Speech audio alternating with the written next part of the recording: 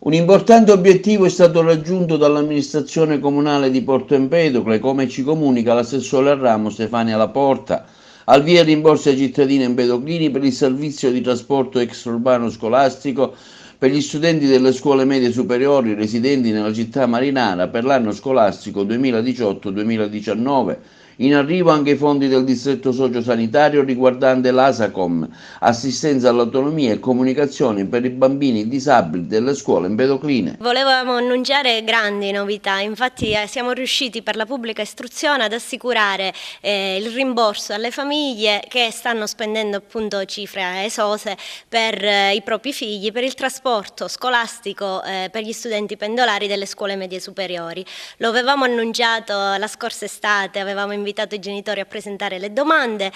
molti non credevano saremmo riusciti a raggiungere questo obiettivo e invece oggi possiamo essere fieri. Abbiamo già fatto l'impegno di spesa a fine dicembre 2018 e in questi giorni stiamo avviando i primi pagamenti con il rimborso del 50% della spesa delle famiglie. Inoltre per l'assistenza igienico-personale per i bambini disabili delle scuole del nostro territorio,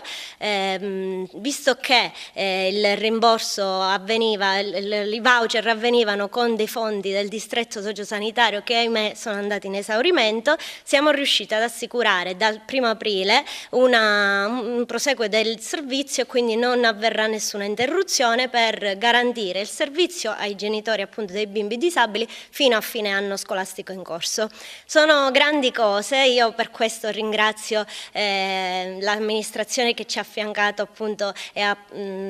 supportato le azioni del mio campo, del settore della pubblica istruzione e della solidarietà sociale, ma ringrazio tanto anche gli uffici che hanno collaborato con noi per sbrogliare leggi e a livelli appunto assicurarsi che potesse avvenire questo rimborso, il segretario generale e tutti quelli che mi hanno aiutato ad assicurare questi servizi che in un comune come il nostro sono molto importanti. Altre iniziative in cantiere? Ma nel campo della cultura abbiamo in programma tante iniziative, fino a maggio abbiamo tanti eventi come la Fiera delle Associazioni, l'Art Hour con Mariterra, abbiamo il Vigata Comics e poi cerchiamo sempre di migliorarci e di aiutare e venire incontro soprattutto alle persone più in difficoltà. Ecco, ci auguriamo di poter fare sempre di più.